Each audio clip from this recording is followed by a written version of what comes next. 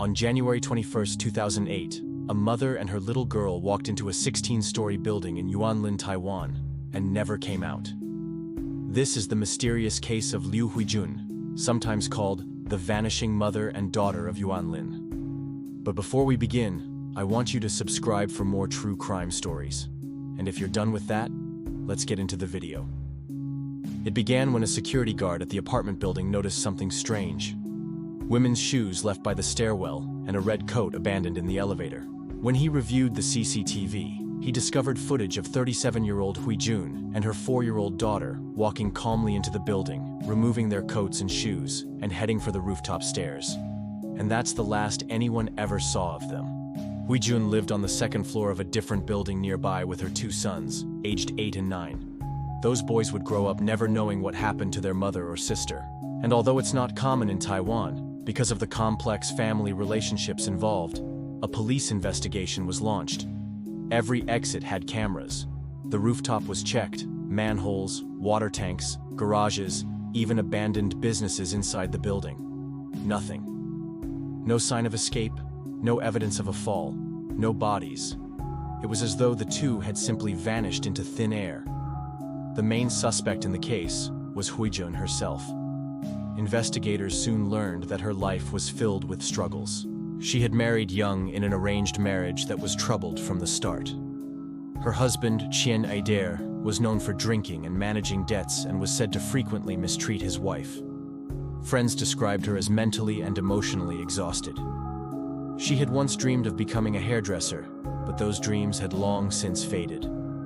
She told one friend she wanted to travel to China and work in a factory, while another friend claimed Huijun had recently become obsessed with numbers, believing they held some special meaning. One neighbor believed the couple had planned to divorce, stating that the two had argued constantly in recent months. In fact, just 2 days prior to the incident, the pair had engaged in a fierce argument, leading the mother to flee their home with her 2 sons and seek refuge at a friend's place. Although she returned 2 days later, she was seen without her daughter, leading many to believe that she had taken the child to stay with relatives. The last person to see the girl alive claimed that Huijun had mentioned she was going shopping at the time. Police also revealed Huijun had pawned some of her belongings several weeks prior to the incident, including a television and a cell phone. They suggested that she might have taken her daughter to sell organs for money. However, no buyer came forward. On the day she disappeared, Huijun left behind her moped, her purse, her cell phone, and her 2 other children. All of these facts led police and the public to ask, did Huijun come to this building to end her life and her daughter's, or was something else at play?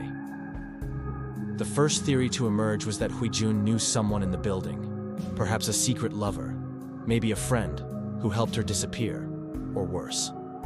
However, no link was ever found. Theory 2 was that their bodies are still hidden somewhere inside the building. Despite countless searches, nothing has ever been discovered. Theory 3 was that she may have run away, starting a new life under another name. But she left behind her moped, her belongings, and her 2 other children. Theory 4 was suicide elsewhere, leaving the building secretly, unnoticed. Yet all camera footage shows no exit. So how could the mother and daughter have vanished without a trace? The last confirmed sighting of Huijun was captured on CCTV footage as she entered the building with her daughter on January 21, 2008, just after 1 p.m. The footage shows the pair removing their shoes and coats and then disposing of them in the stairwell before making their way to the lift. After they stepped out on the 16th floor, they left the door open and went up a flight of stairs. A resident who lived on the 17th floor later told police she often used the rooftop terrace to dry clothes and hang laundry. Could it be possible the mother and daughter climbed onto the roof and then jumped? However, there is no evidence to support this theory. The two had been missing for over a week when police finally searched the rooftop terrace. They discovered a small amount of hair, which turned out to be cat hair, and a few girls' sandals, but no other evidence. On February, a month after the disappearance, divers searched the water tank located on the top floor of the building. Despite hopes that they might find the bodies, they came up empty-handed. CCTV footage from the building showed that neither Huijun nor her daughter ever left the premises. But it also didn't show any way out. There were no windows. All the doors were clearly marked with emergency exit signs. While interviewing the people who knew Huijun, police found out that she had taken an increasing amount of sedatives in the months leading up to her disappearance, enough to make her behavior irrational, which supports the idea that she could have slipped out of the building unnoticed. However, this would not explain why her daughter was with her. This case highlights the importance of paying attention to the little details. For example, CCTV footage captured Huijun pushing her daughter in a red stroller. Yet the red stroller was later found on the 16th floor. Why wouldn't they take it with them if they planned to leave the building together? Another detail is that Huijun was wearing sneakers, which would make it extremely unlikely she would attempt to jump off a rooftop. If she did plan to take her own life, why put on such supportive footwear? There is also the fact that after her disappearance, no ransom demands were made. Her husband received no calls, no letters, and nobody ever tried to contact him.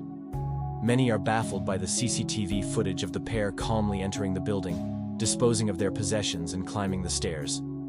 Was this a well-thought-out plan, or were they victims of foul play?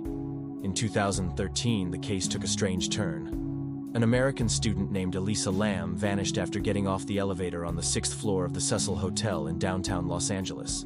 CCTV footage showed her entering the elevator alone and emerging moments later with an unidentified man. Despite extensive searches, her body wasn't found for 2 months. The hotel's creepy history and the circumstances surrounding her death sparked numerous theories. The similarities between the Lam and Yuanlin cases drew attention from the media and investigators. Lam's body was eventually found in a water tank on the hotel's rooftop. Inspired by this discovery, Taiwanese police re-examined the Yuanlin case, even searching the water tanks again, but found nothing. In the years since, the case has gone cold. Despite multiple searches and investigations, the authorities have been unable to find any trace of Huijun or her daughter. In 2023, a drunk driver crashed into Jianyida while he was riding his motorcycle. He was pronounced dead at the scene. He had been visiting his son and was on his way home when the accident occurred. He had been drinking with a friend and family prior to the crash. According to reports, his blood alcohol level was 5 times the legal limit. Shortly after his death, Huijun and her daughter were declared legally dead. Today, the Yuanlin disappearance remains unsolved. A locked room mystery that continues to puzzle investigators and haunt the people of Taiwan. The lack of answers has left many questions. What really happened to Huijun and her daughter? How could they have vanished without a trace? And why have so many theories failed to explain what happened? I hope you enjoyed this case. If you did, please hit the like button and share this video. Subscribe for more true crime content. And if you have any information about this case, please leave it in the comments below. Thank you for watching.